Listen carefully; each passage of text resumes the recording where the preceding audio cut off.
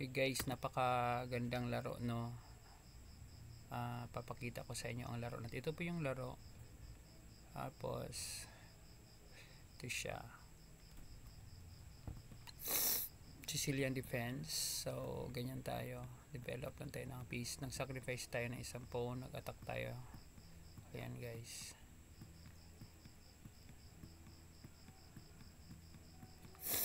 simple lang yung idea natin, removing the defender. Ayan, dyan siya nagkamali guys, nagkaroon tayo ng ganyan. So yan, ayan, checkmate. Ayun, so sana nagustuhan ninyo ang laro guys. Always remember po, learning is lifetime.